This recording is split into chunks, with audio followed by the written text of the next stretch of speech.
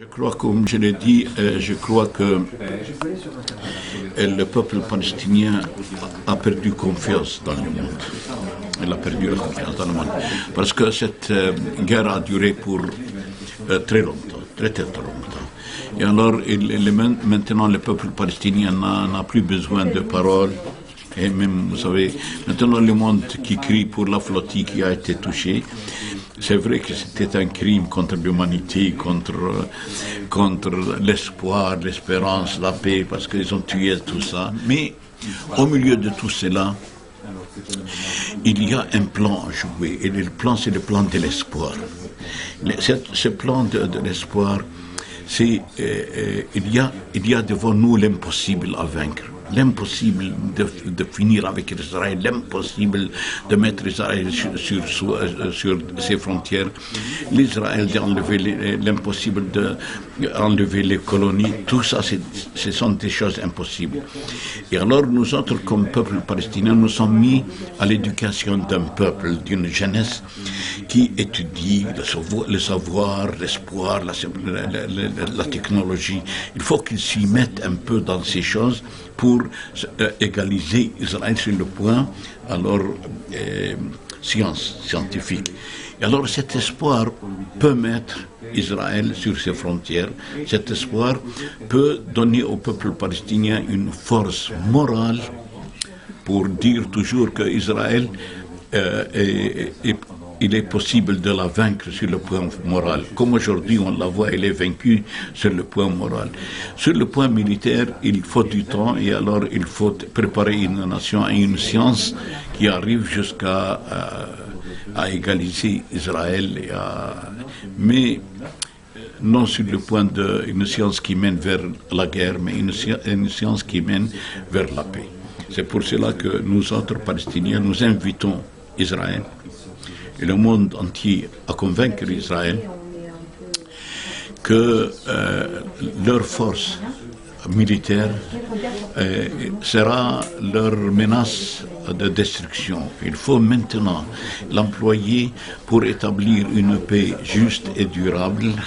Et avec cette force, ils peuvent soutenir une paix. Mais s'ils l'emploient pour dominer une nation et l'assujettir, ce serait impossible parce qu'un peuple, il sera facile de le conduire, de le mener, mais il serait impossible de le traîner. Si le droit international est faible, et qu'on mesure un peu, nous, on ne balance pas, on ne donne pas justice aux gens, et qu'on ne traite pas les gens comme égaux dans les lois et les obligations, certainement que la guerre va persister. Il ne faut pas arrêter. Vous savez, c'est lui qui trouve une terre comme la Palestine pour la prendre. Vous savez, on continue à la prendre. Et cette faute de laisser Israël jusqu'à maintenant 62 ans sans frontières, je crois qu'ils ont tout le potentiel de dire les frontières d'Israël, c'est là.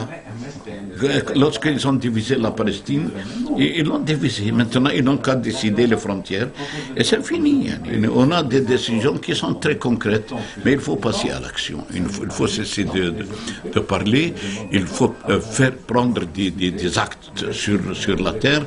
D'abord et avant tout, mettre une protection pour le peuple palestinien. D'abord, protéger le peuple palestinien, c'est-à-dire qu'il y a une armée internationale qui entre dans le pays et qui commence à enlever tout ce qui est armes, tout ce qui est roquettes, tout ce qui est ça, pour montrer au peuple palestinien que c'est le monde entier, le monde libre qui les protège. Ce n'est pas les armes, ce n'est pas les roquettes, ce n'est pas les missiles de Hamas, ou ce n'est pas les missiles de l'Iran, ou ce n'est pas les missiles de l'Amérique, ce n'est pas les patriotes qu'on porte à Israël. La paix ne viendra jamais avec la force des armes.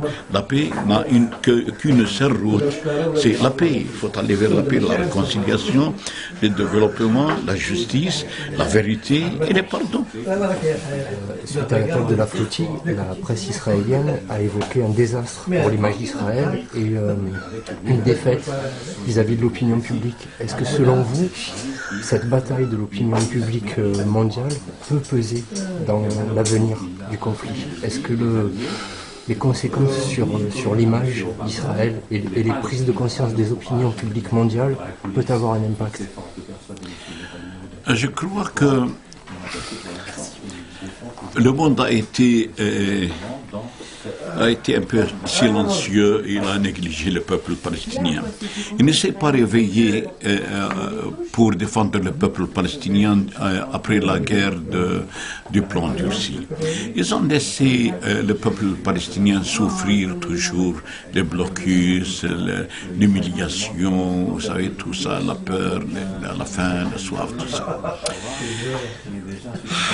Si un serpent qui est passé à côté d'eux ne les a pas réveillés, mais un petit scorpion est passé, il les a réveillés, eh bien, merci à ce scorpion qui les a piqués, merci.